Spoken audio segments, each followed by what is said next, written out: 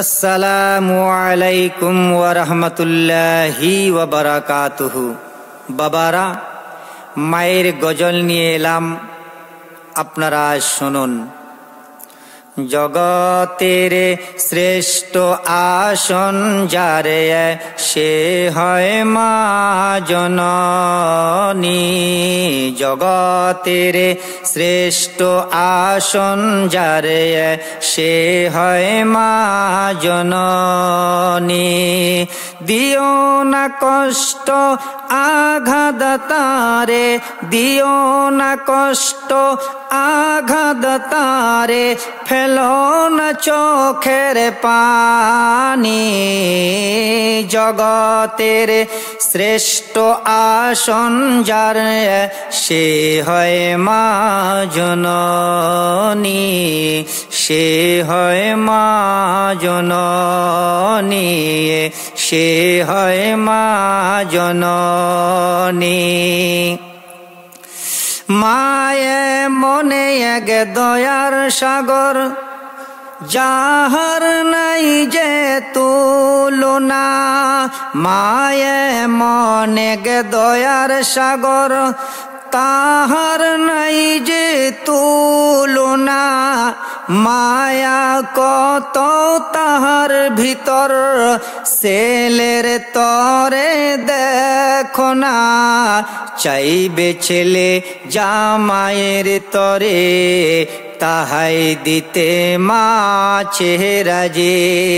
পারে না মাপিতে মায়ের দিলকে, পারে না মাপিতে মায়ের দিলকে। জগতের জ্ঞানী গুণী, জগতের শ্রেষ্ঠ আসন যারে, সে হয় মা জননী, সে হয় মা জননী। বাবারা, ভাইজানেরা, মা এমন একটি মজার ডাগার পৃথিবীতে নেই। মা সন্তানের দায়িত্ব নিতে গিয়ে কত কত মা কবরে চলে যান। কথা বলুন ঠিক কিনা? কত মা কবরে চলে যান। এ মাকে কেউ আঘাত দিবেন না। বাবারা, ভাইজানেরা, মা সন্তানের জন্য কত কষ্ট করে গো। বাবারা, আমরা যখন মায়ের পেটে ছিলাম, কার পেটে বলুন? মার পেটে ছিলাম আমরা। 3 মাস 4 মাস বয়স যখন মায়ের পেটে হয়ে যায়, তখন মা আর খাইতে পারে না, ঘুমাইতে গেলে ঘুমাইতে পারে না। মা বাম করোটে শুয়ে থাকলে আমরা ডান করোটে ধাক্কা মারতাম। মা আবার ডান করোটে যখন বাম করোটে যখন শুয়ে থাকে, আমরা ডান করোটে ধাক্কা মারতাম। মা এ কথা কাউকে বলে না, কেমন ব্যথা। গভীর রাতে মা বিছনা থেকে উঠার পরে আল্লাহকে বলে, আল্লাহ রে, ও আমার আল্লাহ, এ সন্তানের মুখ আমি কতদিন পর দেখব গো আল্লাহ। ও আল্লাহ, এ সন্তানের মুখ আমি কবে দেখব? আল্লাহ বলে, বান্দি, তুমি ধৈর্য ধরো, সময় হলে তোমার সন্তানের মুখ তুমি দেখবে গো। এইভাবে যখন 9 মাস 10 মাস বয়স হয়ে যায়, মা খাইতে পারে না, শুধু বমি আর বমি। আল্লাহ পাক ডেকে বলে, ফারিস্তারা রে, যা যা জলদি করে যা। বাচ্চাটার মাথাটা উপরের দিকে ছিল রে। এ ফারিস্তা, যা রে, যা যা যা, আমার বান্দা দুনিয়াতে আসবে, মাথাটা উপরের দিকে আছে, তুমি নিষ্পাশটায় করে দিয়ে আসো। বাচ্চার মাথা যখন নিষ্পাশটায় ফেরেশতা করে দেয়, তখন আমাদের পা মোবারক মার কলিজা পর্যন্ত ঠেকে যায়। যখন আমরা দুনিয়াতে আসব, মার কলিজায় ঠাস ঠাস করে লাথি মেরে তারপর দুনিয়াতে আসি। বাবারা, ভাইজানেরা, আল্লাহ পাকে ডেকে ডেকে বলে, মা অজ্ঞান অবস্থায় পড়ে থাকে প্রসব ঘরের মধ্যে। আল্লাহ ডেকে ডেকে বলেন, ফারিস্তা যা রে যা, জলদি করি যা, বাচ্চাটাকে কান দিয়ে দে।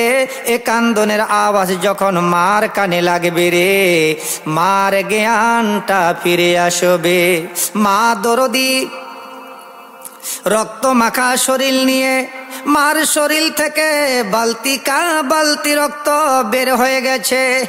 তারপরও রক্ত মাখা শরীর নিয়ে মা দরদি বলতে থাকেন, তোমরা কারা গো, কারা ঘরের ভিতরে? আমার সন্তান আমার কোলে দাও, আমার কোলে দাও। আমি মা রে মা, আমি মা 10 মাস 10 দিনের জ্বালা ভুলে যাব। তাই কবি বলছেন, জগতের শ্রেষ্ঠ আসন যারে, সে হয় মা জননী, সে হয় মা জননী।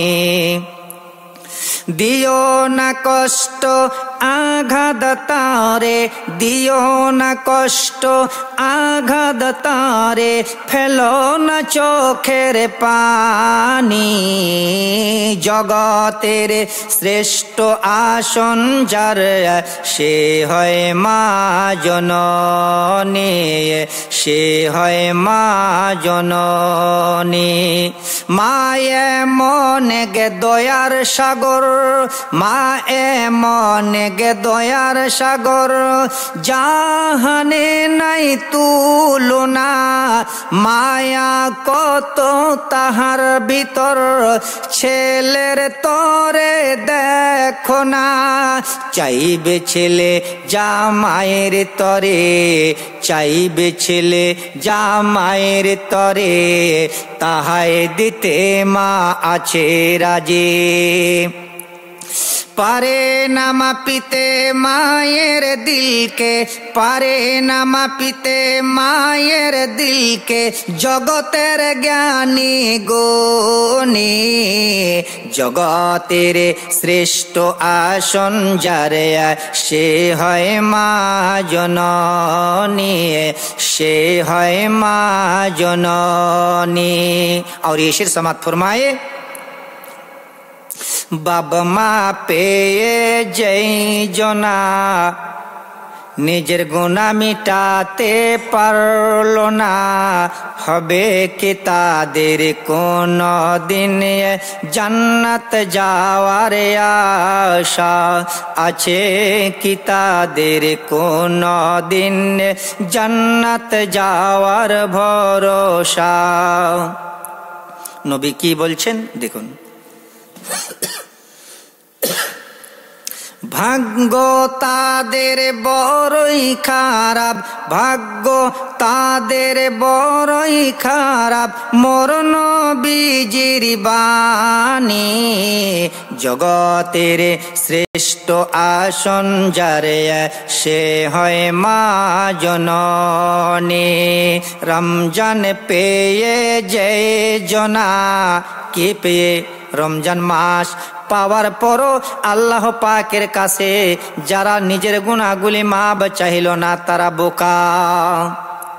তাই বলছেন নবী মুহাম্মদুর রাসূলুল্লাহ সাল্লাল্লাহু আলাইহি সাল্লাম, রমজান পেয়ে যে জনা নিজের গুনাহ মিটাতে পারলো না, হবে কি তাদের কোন দিন জান্নাত যাওয়ার আশা?